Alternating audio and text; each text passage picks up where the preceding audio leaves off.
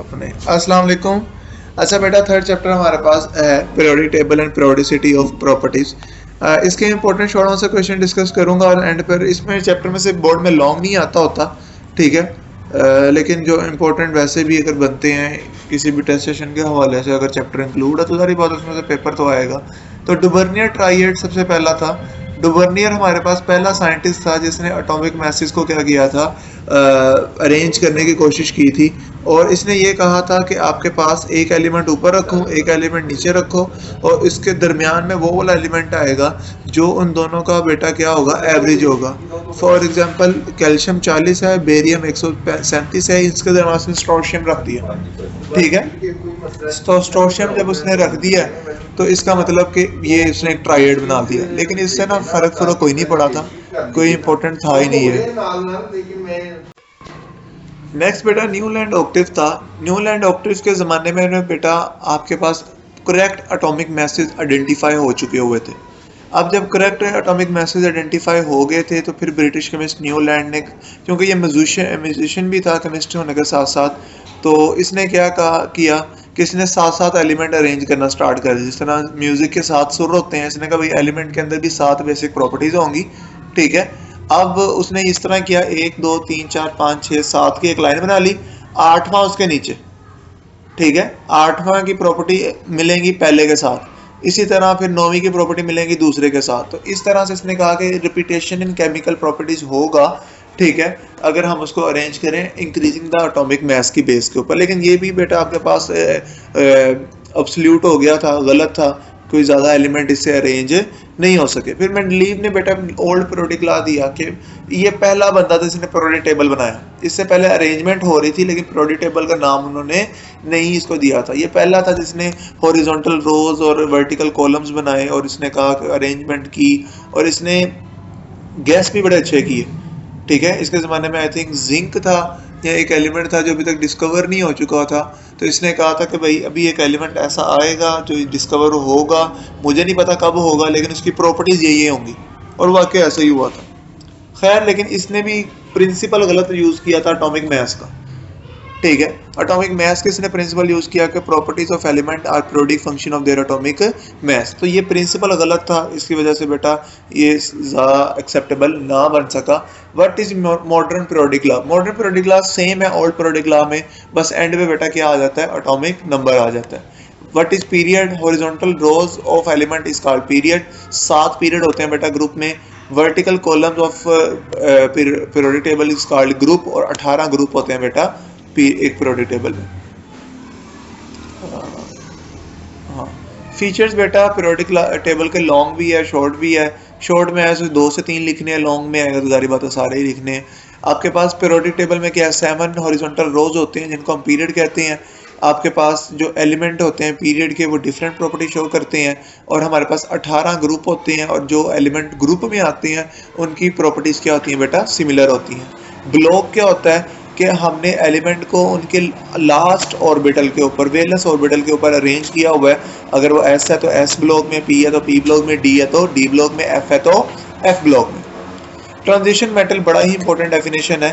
Transition metals वो group हैं जो ग्रुप 3 से 12 के दरमियान पाए जाते हैं। बी ब्लॉक के ये एलिमेंट्स हैं, और इनमें पार्शियली फिल्ड डी ऑर्बिटल होता है, और इनकी ऑक्सीडेशन स्टेट क्या होती हैं, मल्टीपल होती हैं। एमसीक्यूज के हवाले से पीरियोडिक टेबल पीरियड नंबर 1 को शॉर्ट पीरियड कहते हैं, 2 ही एलिमेंट है इसमें। दूसरे और तीसरे को नॉर्मल पीरियड कहते हैं, 8 एलिमेंट है इसमें। चौथे और पांचवें को लॉन्ग पीरियड कहते हैं, 18 एलिमेंट है इसमें। और छठे और सातवें को वेरी लॉन्ग पीरियड कहते हैं, 32 एलिमेंट है इसमें। अच्छा, इस 32 के ऊपर स्टार लगा हुआ है। स्टार का मतलब क्या है कि अभी कुछ एलिमेंट डिस्कवर होने वाले हैं, तो ये इनकम्प्लीट पीरियड है। ग्रुप या फैमिली की बात करें तो अगर वैलेंस शेल 1 है तो ग्रुप नंबर 1, 2 है तो 2, 3 है तो 13, 4 है तो 14, 5 है तो 15, 6 है तो 16, 7 है तो 17, 8 है तो 18। अब इसमें एक एमसीक्यूज बनता है और छोटा सा क्वेश्चन बनता है, लिखना में इधर रह गया कि why noble gases are not reactive. Noble gases reactive नहीं होती, क्यों? क्योंकि उनके पास कंप्लीटली फिल्ड सबशेल्स होते हैं, ठीक है, इनका ऑक्टेट कंप्लीट होता है। प्रॉपर्टीज देखें बेटा, एटॉमिक रेडियस क्या होता है, न्यूक्लियस के दरमियान का हाफ डिस्टेंस जो आपके पास कहलाता है वो क्या होता है? Atomic radius. फॉर एग्जांपल दो कार्बन के दरमियान 155 पिकोमीटर होता है, इसका आधा करेंगे तो बेटा हमारे पास कितना आ जाएगा? कार्बन का 77 पिकोमीटर रेडियस आ जाएगा। शील्डिंग इफेक्ट क्या होता है? अच्छा बेटा, जो इनर इलेक्ट्रॉन्स हैं वो आउटर इलेक्ट्रॉन्स के ऊपर फोर्स ऑफ रिपल्शन लगाते हैं। इनर इलेक्ट्रॉन क्या करते हैं? आउटर इलेक्ट्रॉन के ऊपर फोर्स ऑफ रिपल्शन लगाते हैं, इसको हम कहते हैं shielding effect. Effective nuclear charge क्या होता है? Valence shell experience less nuclear charge than the actual charge, this is called effective nuclear charge. Ionization energy क्या होती है कि हमने किसी भी एक एटम के वैलेंस शेल में से एक इलेक्ट्रॉन को क्या कर देना बेटा? रिमूव करना है, तो वो आपके पास क्या होगा? गैसियस स्टेट के अंदर तो आयनाइजेशन एनर्जी होगी कि फॉर एग्जांपल अगर मैंने सोडियम में से एक इलेक्ट्रॉन रिमूव करना है तो उसमें जो कितनी एनर्जी देनी पड़ेगी? 496 किलो जॉल पर मोल। फिर इलेक्ट्रॉन अफिनिटी आ जाता है। Electron affinity is defined as the amount of energy release when a electron is added to the outermost shell of a gaseous atom. Ionization में निकलते हैं, इसमें हमने क्या करना है? डालना है इलेक्ट्रॉन। तो ये अगर हम देखें फ्लोरीन के अंदर अगर एक इलेक्ट्रॉन डालें तो 328 किलो जॉल पर मोल एनर्जी क्या होगी? रिलीज होगी। फिर बेटा आपके पास इलेक्ट्रोनेगेटिविटी है कि अगर शेयर्ड पेयरऑर्ड ऑफ इलेक्ट्रॉन को कौन कितना खींचता है अपनी तरफ, वो इलेक्ट्रॉन क्या है? नेगेटिविटी है। जिस तरह फ्लोरीन की बेटा 4 होती है।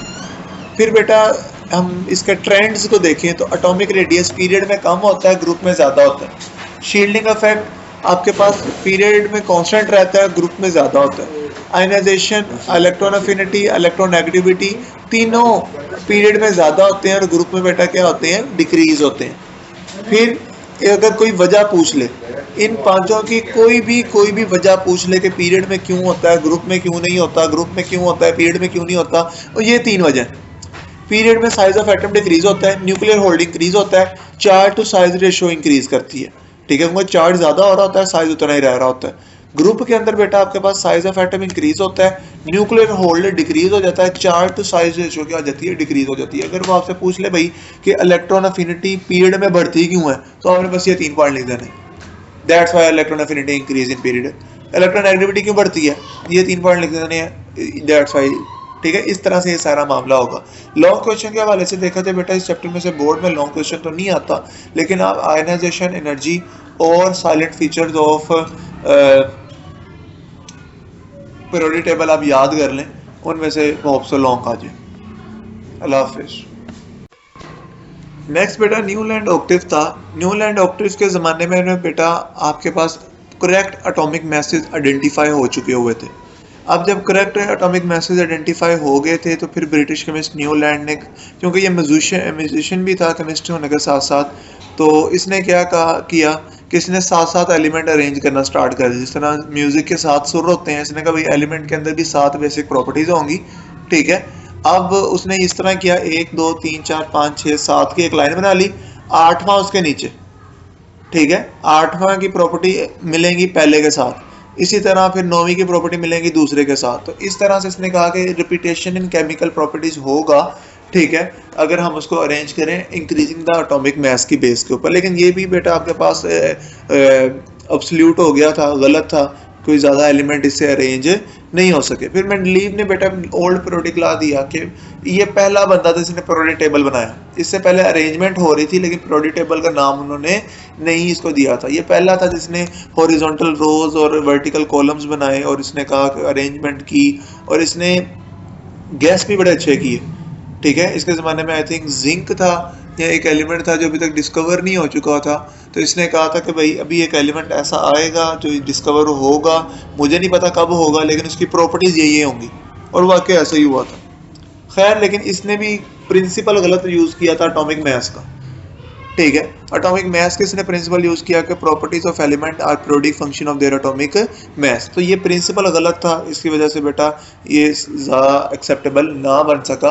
What is modern periodic law? Modern periodic law same है ओल्ड पीरियोडिक लॉ में, बस एंड में बेटा क्या आ जाता है? एटॉमिक नंबर आ जाता है। What is period? Horizontal rose of element is called period. 7 period होते हैं बेटा ग्रुप में। Vertical columns of periodic table is called group, और 18 ग्रुप होते हैं बेटा एक पीरियोडिक टेबल में। हाँ, फीचर्स बेटा पीरियोडिक टेबल के लॉन्ग भी है, शॉर्ट भी है। शॉर्ट में ऐसे 2 से 3 लिखने हैं, लॉन्ग में आएगा तो जारी बात है सारे ही लिखने हैं। आपके पास पीरियोडिक टेबल में क्या है, 7 हॉरिजॉन्टल रोज होते हैं जिनको हम पीरियड कहते हैं। आपके पास जो एलिमेंट होते हैं पीरियड के वो डिफरेंट प्रॉपर्टी शो करते हैं, और हमारे पास 18 ग्रुप होते हैं, और जो एलिमेंट ग्रुप में आते हैं उनकी प्रॉपर्टीज क्या होती हैं बेटा, सिमिलर होती हैं। ब्लॉक क्या होता है कि हमने एलिमेंट को उनके लास्ट ऑर्बिटल के ऊपर, वेलनेस ऑर्बिटल के ऊपर अरेंज किया हुआ है। अगर वो एस है तो एस ब्लॉक में, पी है तो पी ब्लॉक में, डी है तो डी ब्लॉक में, एफ है तो एफ ब्लॉक में। ट्रांजिशन मेटल बड़ा ही इंपॉर्टेंट डेफिनेशन है। ट्रांजिशन मेटल्स वो ग्रुप हैं जो ग्रुप 3 से 12 के दरमियान पाए जाते हैं। बी ब्लॉक के ये एलिमेंट्स हैं और इनमें पार्शियली फिल्ड डी ऑर्बिटल होता है, और इनकी ऑक्सीडेशन स्टेट क्या होती हैं, मल्टीपल होती हैं।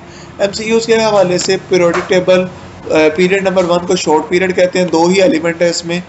दूसरे और तीसरे को नॉर्मल पीरियड कहते हैं, 8 एलिमेंट है इसमें। चौथे और पांचवें को लॉन्ग पीरियड कहते हैं, 18 एलिमेंट है इसमें। और छठे और सातवें को वेरी लॉन्ग पीरियड कहते हैं, 32 एलिमेंट है इसमें।